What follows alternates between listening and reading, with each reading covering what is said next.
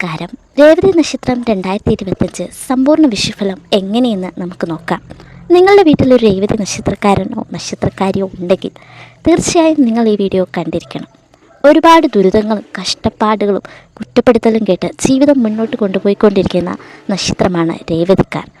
ഈ വിഷു കഴിയുന്നതോടെ രേവതിക്കാരുടെ ജീവിതത്തിൽ എല്ലാവിധ പ്രതിസന്ധികളും മാറി നല്ല കാലം വന്നു ചേരും. കുറ്റപ്പെടുത്തിയവരും പരിഹസിച്ചവരും വരെ നിങ്ങളുടെ ഉയർച്ച കണ്ട് അത്ഭുതപ്പെടുത്തുന്ന കാലമാണ് വരാൻ പോകുന്നത്. തൊഴിൽ മേഖലയിൽ ഉയർച്ച ഉണ്ടാകും. വിദ്യാർത്ഥികൾക്ക് സരസ്വതി ദേവിയുടെ അനുഗ്രഹത്താൽ വിദ്യാവിജയം കൈവരിക്കാൻ സാധിക്കും. കുറേ നാളുകളായി വിവാഹമൊക്കെ നടക്കാതിരിക്കുന്നവരാണ് നിങ്ങളെങ്കിൽ വിവാഹ യോഗമൊക്കെ കാണുന്നുണ്ട്. അതേപോലെ സന്താനങ്ങളൊക്കെ ഇല്ലാതിരുന്നവർക്കും സന്താന യോഗം ഉണ്ടാകും. സാമ്പത്തിക പ്രയാസങ്ങളൊക്കെ മാറും. രേവതിക്കാരെ സംബന്ധിച്ചിടത്തോളം നല്ല കാലമാണ്. മൊത്തത്തിൽ നോക്കുമ്പോൾ സാമ്പത്തിക പ്രയാസങ്ങളൊക്കെ മാറി നല്ലൊരു കാലം തന്നെയാണ് നിങ്ങൾക്ക് വന്നു ചേരാമെന്ന്. അതേപോലെ തന്നെ രേവതിക്കാരായ മാതാപിതാക്കൾ മക്കളെ പറ്റിയുള്ള ആശങ്കകളൊക്കെ മാറി മക്കളുടെ ഉയർച്ച കണ്ട് അഭിമാനിക്കാൻ പറ്റുന്നൊരു അവസരം ഈ 2025 നിങ്ങളുടെ ജീവിതത്തിൽ വന്നു ചേരും. ജീവിതത്തിലെ നിർണായകമായ തീരുമാനങ്ങളൊക്കെ എടുക്കാൻ സാധിക്കും. ഭാവിയിൽ ആ തീരുമാനങ്ങൾ നമ്മൾ തിരിഞ്ഞു നോക്കുമ്പോൾ നിങ്ങൾക്ക് തന്നെ മനസ്സിലാവും നിങ്ങളുടെ ജീവിതത്തിൽ ഏറ്റവും നല്ലൊരു തീരുമാനമായിരുന്നു അത് എന്ന്. അതേപോലെ ആരോഗ്യ പ്രശ്നങ്ങളൊക്കെ മാറി വളരെയധികം സുഹൃത്ത് സഹായങ്ങളൊക്കെ ലഭിക്കുന്ന ഒരു വർഷമാണ്.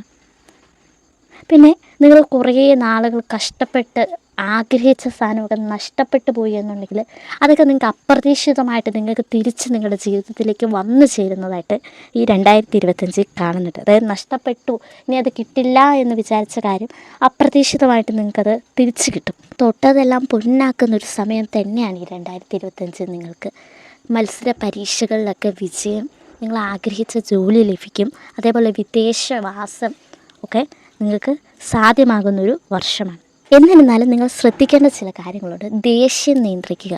ദേഷ്യം മൂലം നിങ്ങൾക്ക് ചില ശത്രുക്കളെയൊക്കെ ഉണ്ടാകാൻ സാധ്യതയുണ്ട്. അപ്പോൾ ദേഷ്യം നിയന്ത്രിക്കുക എന്നതാണ് നിങ്ങൾ ഈ 2025 ശ്രദ്ധിക്കേണ്ട കാര്യം. അപ്പോൾ നിങ്ങൾക്ക് ഈ 2025 കൂടുതൽ നല്ലതാക്കാൻ വേണ്ടി നിങ്ങൾ ചെയ്യേണ്ട കുറച്ച് വഴിപാടുകളെ പറ്റി ഞാൻ പറഞ്ഞു തരാം. ശ്രീകൃഷ്ണ ഭഗവാന് ഒരു തുളസിമാല, മഞ്ഞപ്പട്ട്, പാൽപ്പായസം വ്യാഴാഴ്ച ദിവസം കഴിപ്പിക്കുന്നതാണ് അത്യുത്തമം. അതേപോലെ തന്നെ ഗണപതിക്ക് വിഘ്നങ്ങളൊക്കെ നിങ്ങളുടെ ജീവിതത്തിൽ തടസ്സങ്ങളൊക്കെ മാറാൻ വേണ്ടി ഗണപതി ഭഗവാന് കർഗമാല സമർപ്പിക്കുക. ഒപ്പം 11 നാളികേരം പറ്റുവാണെങ്കിൽ നിങ്ങൾ ഉടയ്ക്കുക. ഇങ്ങനെയൊക്കെ ചെയ്യുന്നത് മൂലം നിങ്ങളുടെ ജീവിതത്തിൽ കൂടുതൽ ഐശ്വര്യങ്ങൾ മാത്രമേ വന്നു ചേരുകയുള്ളൂ. 2025 ഈ വിഷുഫലം നിങ്ങൾക്ക് എല്ലാവർക്കും വളരെയധികം നല്ലതായി മാറട്ടെ എന്ന് പ്രാർത്ഥിച്ചുകൊണ്ട് നിർത്തുന്നു. ജ്യോതിഷ സംബന്ധമായ കൂടുതൽ അറിവുകൾ ലഭിക്കുവാൻ നമ്മുടെ ചാനൽ ലൈക്ക് ചെയ്യുക, ഷെയർ ചെയ്യുക, സബ്സ്ക്രൈബ് ചെയ്യുക. നന്ദി. ഓം നമഃ ശിവായ.